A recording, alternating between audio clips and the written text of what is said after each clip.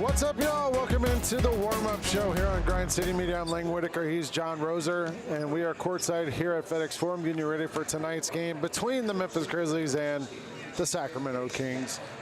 Two teams that are both 4-11 coming into tonight. The last time we were here doing one of these, last time I wrote one of these rundowns, the Grizzlies were 4-6. We've since lost 5 games. We're now 4-11. Went on that road trip, lost 5 in a row. I've lost 9 of the last 10 games. The one good thing about this is we're playing Sacramento tonight. They have lost 7 straight games by 31, 27, 14, 33, 14, 13, 12 over their last 7 games. So they've been struggling also. We've seen this Grizzlies team have some flashes where they look really good. Yep. Seen some flashes where they look not so good. Yep. What do you take away from this road trip where the Grizzlies just went 0-4? Look, I mean, okay, so you went Cleveland. Yeah. Not expected Cleveland, to be New York, Boston, Cleveland, San Antonio. Okay, so even before the season, yeah, all healthy, I think, like, if you could, like, one of those would have been amazing. New York's a place you haven't had success here, yeah, in the last 2 years, obviously. Winning at Boston on the second night of a back-to-back, yeah, not an easy thing to do. Yeah. Not an easy thing to do at all, especially with such a high-variance team because they shoot a ton of threes. You're not supposed to win on the road at Cleveland. Cleveland was the #1 seed in the Eastern Conference last year. You know what the Cavaliers are. And then the fourth in San Antonio. Now, look, you got a bunch of guys out. They got a bunch of guys out. And honestly, the game kind of went how you expected it to go when you knew who was out for both teams. Yeah. It's going to come down to the wire. And in the end, Jaren had shots that he missed. Zach Edey had a couple right at the rim that he missed on a couple of those hooks right at the rim. And San Antonio made theirs. And that's kind of how it went. That felt like a game. That was like the one you think, well, we got to get this one, right? Right. Because they're without Wembanyama and Stephon Castle, and like you're like, oh, we got Dylan Harper didn't play. You're like, we got to have a shot at this one, and then you have the lead for most of the game until there's 5 minutes left, and then it all kind of falls apart. And really, like the last 2 minutes is, death by Harrison Barnes is not what we expected, but it's, it's what happened. It was the most gettable game on the road trip, and you had your chance to get it, and then it just slipped away in the end from you. So the Grizzlies come back from that road trip after going 0-4 to play Sacramento here tonight. Where do you think the Grizzlies can look to improve tonight from those 4 losses? I think just getting Zach Edey back in the fold. Yeah. I think that's a big thing. Obviously, the rookie Cedric Coward, look, if you're unlikely to have Jaren Jackson Jr., you're not going to have John Morant tonight. Some other guys are going to have to step up. So you think Coward probably gets a bigger opportunity tonight. I mean, look, some of these – Cam Spencer played really well in the San Antonio game. Clearly showed he can get off of screens, especially those big screens that Edey sets, and he can knock down shots too. I thought Vince Williams is starting to play a little bit better too. So there's look. It's going to be by committee. Guys have got to step up. You're down your 2 guys you have 2 players on this team that have been named All-Stars before, and they're both out. So some guys got to step up. I spoke this morning to Santi Aldama, a shoot-around, and was asking him about going through this losing spell and what it's been like for him. Let's take a listen to this. Yeah, I mean, it's not easy in any sense. Like at the beginning when you have not a huge sample size and you don't have games in between, like you go on a, 5-6 game losing streak, and that happens to all the teams really. But when it happens in January and you already have 40 games in, it doesn't look as bad. But yeah, we just have to find a way to revert it, and we just gotta embrace the tough parts and just find a way to turn it around. Kind of going off of that, like, how are you navigating this stretch? I think it's easier to ask the older guys that because you've seen you guys playing really well, you've seen you guys go through tough stretches. Like, how are you navigating what's going on right now? Yeah, it's not easy, especially at night when it's hard to sleep. But at the same time, I think having that experience kind of helps. Looking at the bigger picture, staying poised, calm, knowing all we can do is come in, work, get more reps in, and just find a way to do it as a team. And I think we have a very connected group, and we just have to kind of take the lid off, get a win, and then keep building from there. So as Santi mentioned, it's not easy. It sucks. Yeah, it does. These guys. It sucks. Yeah, like you can't sleep. You're going through it at home. But I kind of, to his bigger point, he said, when you lose 5 in a row, every team loses a little spell at some point. Yeah. When it happens in January, nobody really says much about it. When it happens at the start of the season, it's a whole other can of worms. And I kind of feel like, I don't know, how do you feel about this? I feel like the Grizzlies haven't been great, lost all these games, but I see kind of where it's going, and I feel good about where it's going. It's just, how do we get there? When you saw Saturday against Cleveland, and you saw the brief time, and very brief time, that Ja, Jared, Edey were all out there, you kind of saw a little bit like, oh, like, because it looked really good. It's like, oh, this looks really good, and we're competing, and we're right there beating a top Eastern Conference team. So you see it, and that's the frustrating part about the injuries, is that you absolutely, you can see the makings that it can be good. It's been unfortunate. Draymond Green said that Cedric Coward could be the next Kawhi Leonard. Let's watch this real quick. He 1,000% could be like Kawhi Leonard. No questions asked. Cedric Coward, if he can get better with the ball, has the potential to be like a Kawhi Leonard. He's already a really good defender. At this age right now, he's a better shooter than Kawhi was. Not quite as athletic as Kawhi was, but I think Cedric Coward, player comp, healthy Kawhi Leonard. His game has a great pace to it. He has great length, uses his size well, can defend up, can defend down. Like, I really think, and obviously, like, Kawhi worked his off, right, to become Kawhi. Like, obviously, Cedric got to put the work in. But if he do put the work in, and if he do love this, he 1,000% could be like Kawhi Leonard. No questions asked. Now, I know most of Grizz Nation has been conditioned to be Draymond haters. You're a Draymond fan. I do like Draymond. You love Draymond Green. I'm a Draymond so Green fan. You were happy to see this? You agree with it? Oh, I mean, if Cedric Coward is Kawhi Leonard, I mean, like, before the injuries. Yeah, before the injuries. Even after the injuries, Kawhi's still been an all-star level player. Still just doesn't play as much. But no, I think he's dead right about the ball handling. Something I said earlier this year. When you watch Ced, it does look very Kawhi. How he develops his ball handling is going to determine how good he is as a player. Because he's already got the defense. He's already got the defense. Stuff, you know that's only going to get better. He's only going to get stronger. He's going to get bigger. That's going to allow him to just get bumps, separation, jump shot. That's going to be there. But how he develops as a ball handler, that's going to determine what kind of playmaker he becomes. And that's when we'll see just how good he can be. This morning also at shoot-around, Vince Williams was talking about playing point guard. And he said, I missed a couple of lobs to Zach Edey the other night. And I was like, is that because you're not used to playing point guard, or because there's literally like two people in the world who would catch those lobs, like Wembanyama and Zach Edey? And he kind of laughed about it. He was like, yeah, it might be that too.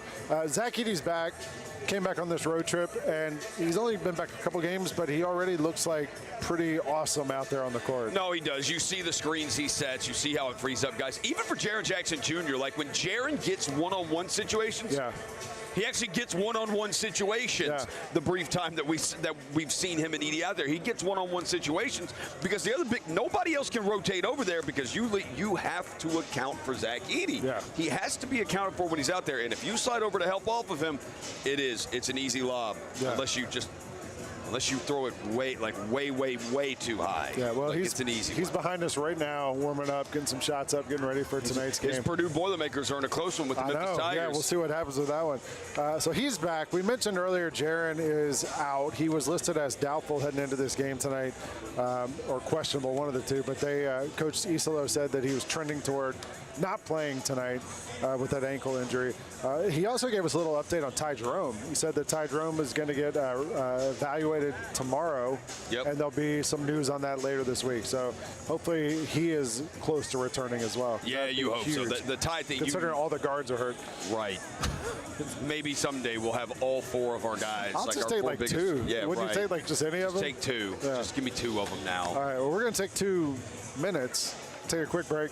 When we come back, Jessica Benson joins us. Evan Struck is going to join us. He's tonight's halftime performer. He does speed painting. I might see if I can get him to do a speed drawing right here. I don't know. We'll see. Of you? Of something. I don't know. Maybe not me. Something. And then John's going to join us again on the other side of that. You're watching the warm-up show here on Grind City Media.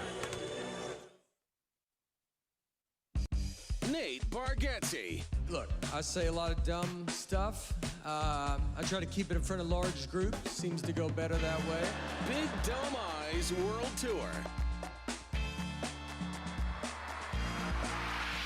When you say something dumb one-on-one, it's a lot for that person. I'll say it, then I can just feel that they feel the weight of my life on their shoulders. Tickets and info at NateBargatze.com. Don't miss the Big Dumb Eyes World Tour. Nate Bargatze. Grizz Nation, don't foul out on dinner plans. Hit Sticks Express in downtown Memphis instead. Fresh hibachi, steak, shrimp, sushi tacos, and yes, our legendary sake slushy to keep things cool. Order online with code STIX901, STIX901, and knock 10% off your tab. It's the perfect pick and roll for game night. Sticks Express, fast, fresh, always a slam dunk. And hey, come see us at our Collierville location too. Southland Casino Hotel is helping you navigate to Santa. Win your share of over $550,000 in free play and a brand new Lincoln. Here Comes Santa takes flight on Saturday, November 1st, when you can begin earning entries. And don't forget the grand finale drawings on Saturday, November 29th and Saturday, December 27th to win a share of over $40,000 in free play or a brand new Lincoln. Win big during Here Comes Santa, only at Southland Casino Hotel. Watching the Grizzlies is easy with FanDuel Sports Network. If you have cable or satellite, you're all set. Find us on your channel lineup. You can also use your TV provider login to watch games on the FanDuel Sports Network app. No cable or satellite? Subscribe directly to FanDuel Sports Network online. You can also watch on Prime Video by adding a FanDuel Sports Network subscription. Not sure where to start? Visit FanDuelSportsNetwork.com to learn more.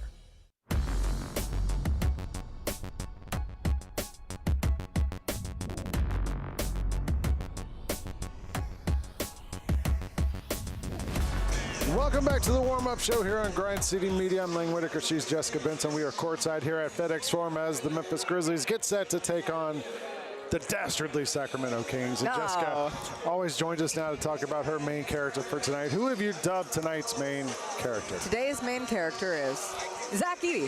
It's his first start, his first game at FedEx Forum this season. He joined the team back on the road trip. We've seen 2 games, and you see the immediate impact. Obviously, this team, with all of its injuries, especially at the point guard position, is struggling to find especially offensive consistency, but if there is a bright spot, it is the massive 7'4" center for the Grizzlies, a second-year player who a lot of this is dependent upon. And I thought in his first 2 games back, he's looked fast, athletic, instant domination on the boards, the impact that he has on the paint, both defensively and offensively, screen setting. It's all those things we talked about leading up to his coming back to this team, saying he's really going to help with this stuff. And you've seen him immediately help with that stuff. I thought, there was a lot of talk like, oh, the Grizzlies, they're getting outscored by 30.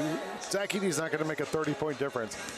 But he does make a difference, and to me, like, it's sort of trickle-down math. Like, he changes the math with that starting 5 against the other 5, and then it changes the bench, and it changes the other rotations, and I think you're seeing sort of him have an impact all the way up and down the lineup, don't you think? It's not about Zach Edey scoring 30 points a game or making up for a 30-point difference. It's about Zach Edey making every single person on this team a better version of themselves. And that starts with Ja Morant and Jaren Jackson Jr., who I know we won't see tonight, but from a long vision standpoint, having that big center has been so critical in both of their successes, and we've seen it with Steven Adams and in the past with Jonas Valanciunas, and now you have the next generation of that in Zach Edey. And I thought early on, those 6 minutes in Cleveland, we will really hang on to those for quite some time, at least until we see it again at some point.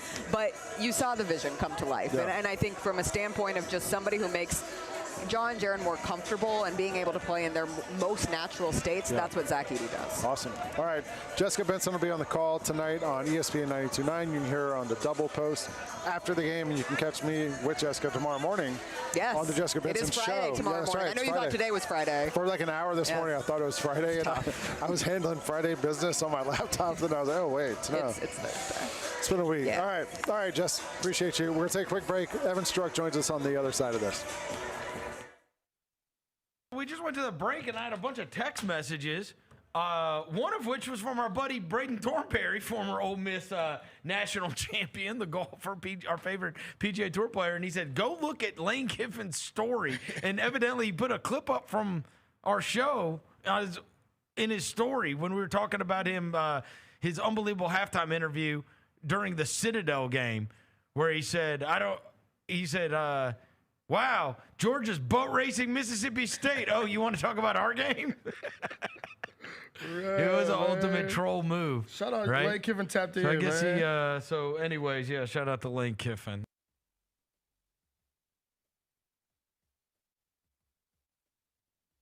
Welcome back to the warm-up show here on Grind City Media. I'm Lane Whitaker, sitting courtside with our guest tonight, Evan Struck, who is a speed painter and is here tonight for the halftime celebration. And I don't think we're allowed to talk about what you're painting, right? Yes, we always try and make it a surprise for the crowd and make it an exciting experience. But I believe there's some sort of like long-term thing here with like whatever you end up painting is going to be rewarded, or I don't know what we're allowed to say. Yeah, it's going to be really awesome. It's going to be a tie-in with this year's City Edition, which is very exciting. It also is going to tie in with some Memphis music history, which is, of course, amazing to be here in Memphis and honor music. It's great. So you're originally from Michigan, correct? I am, yes. And so how did you end up doing what you do now? Yes, so I'm originally from Michigan. I actually just moved to the Dallas, Texas area about a year and a half ago. I started speed painting when I was in high school over 8 years ago. I'm 23 years old.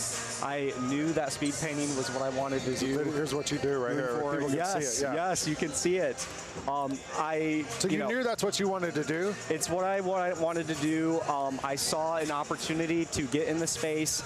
I mean, to be able to perform on a court in front of tens and thousands of people, doing what I love to music, and being able to, entertain the crowd is so amazing.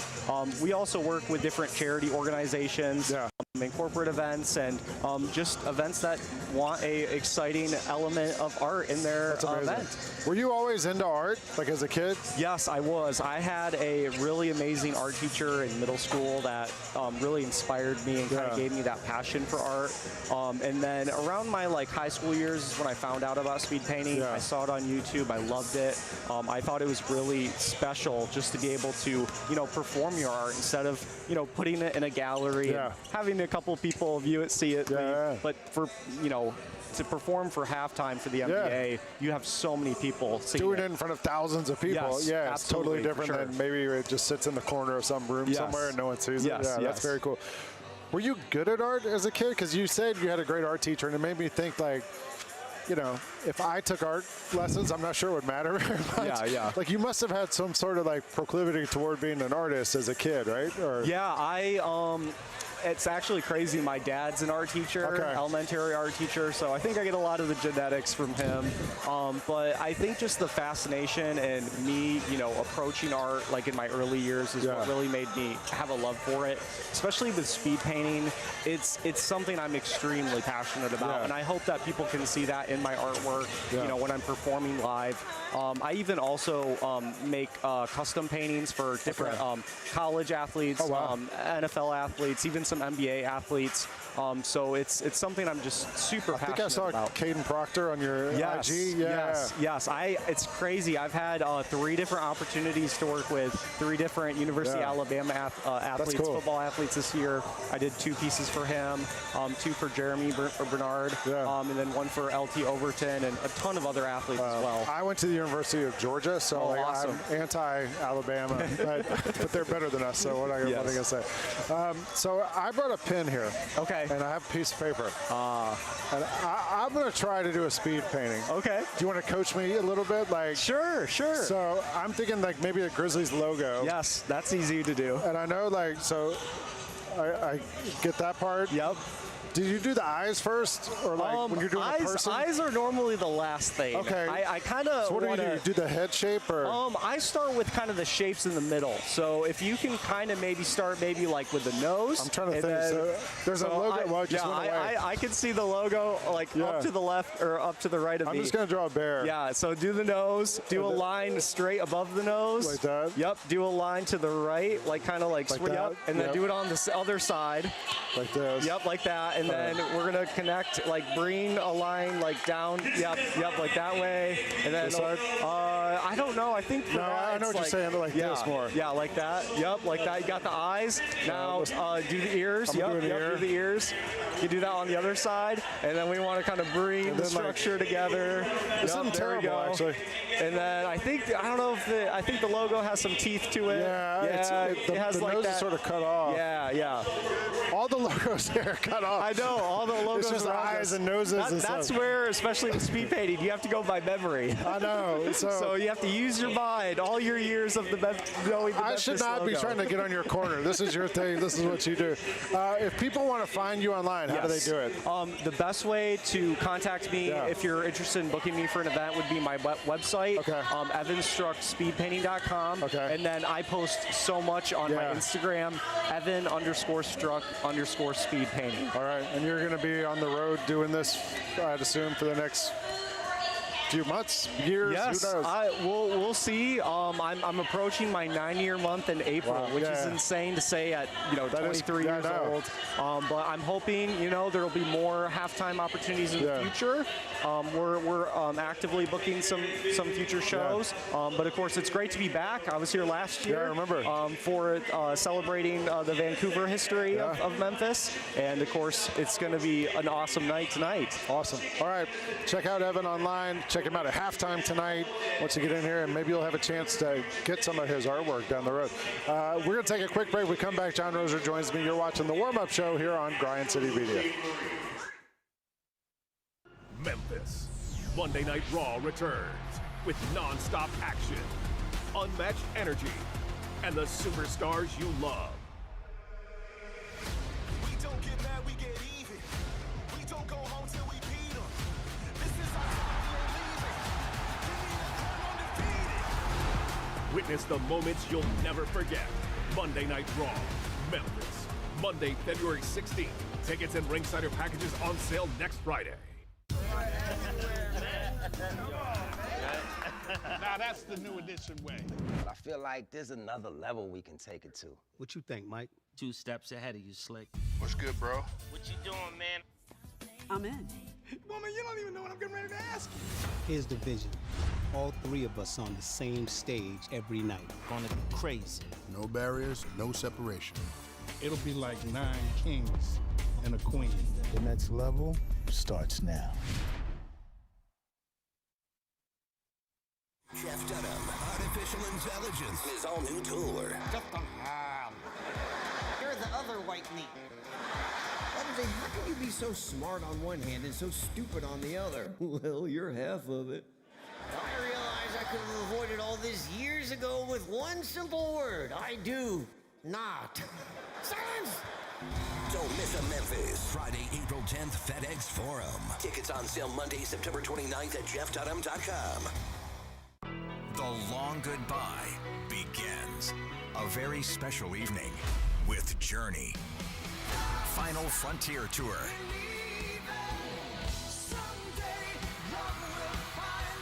Journey. Tickets are on sale now at journeymusic.com. Your chance to say goodbye to the songs that changed our lives. Journey. Final Frontier Tour.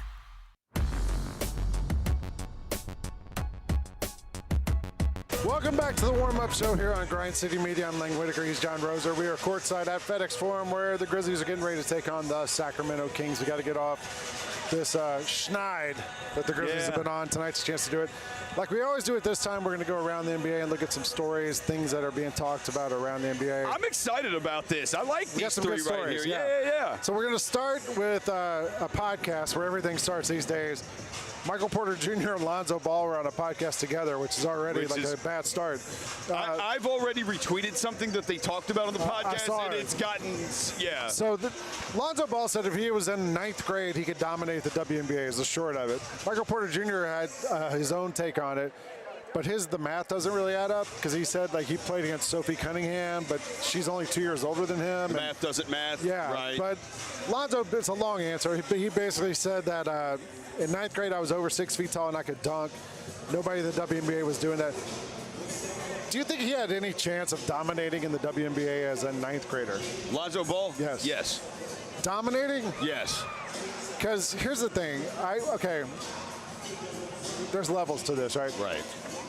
I played high school basketball for 3 years, varsity. I was great team. We were really good. I played good. I went to University of Georgia and would scrimmage against the women's team at Georgia, and they were top 25. They would destroy us. Yeah. Every single day in practice. I wasn't Lonzo Ball. Yeah, Lonzo's a different level of like. But those women also weren't WNBA. Like one of them made it to the Lakeisha Right. Fred. The Right. rest of them were, just okay. I don't know. I don't think Lonzo Ball would dominate. To me, that's a strong word. I mean, what is dominate? What are we talking like? He's also 6 feet tall. Like there's people who are 6'7", 6'8", and 6'7". Yeah, I think an athletic Lonzo Ball, like, probably. All right. I mean, he's right about the. There aren't like coast to coast just flying up in the air dunking and no, there's not. You don't see that. You don't see it from Lonzo Ball though either. No, but that's why he's saying only ninth grade. Yeah. That's when I could do that was ninth That dude grade. was the MVP of the summer league. Remember his freshman year? He had a rookie year. He came up to the Lakers. Yeah. He was amazing. Get healthy. According to Shams Sharani, the NBA is trying to figure out how to reduce injuries. The league is launching a league-wide biomechanics assessment program. Yeah. More than 500 players have already gone through testing. Do you think this changes anything? No. Like, people are going to get hurt, right? That's my thought. Players are going to get hurt. The faster you have players playing, you're pushing the limits of the human body. Yeah. Like, these guys are not robots, so it's not like you know, there are limitations, and everybody is genetically different, too. So, like, there's limits to it. And the faster you want to play, we talked about this on the Chris Vernon show today. Who's the team that gets talked about that played? Dude, it is nonstop, and they fast break off of makes. The Indiana Pacers. Yeah. As we were talking about, they've had 3 guys tear their Achilles in the past year. Yeah. So if you put that on your body, and like we've seen this. We see a lot of calf injuries, soft tissue injuries. So I mean, I don't know how you're going to stop it. I mean, it seems like the answer would be maybe slow things down. I mean, but also, like, okay, we're going to do a biomechanics survey or whatever, but, like, what are they going to say? Like, I don't know. If you do this stretch, you're not going to get hurt? It's not like they're going to come back and say, we need to play fewer games. Yeah.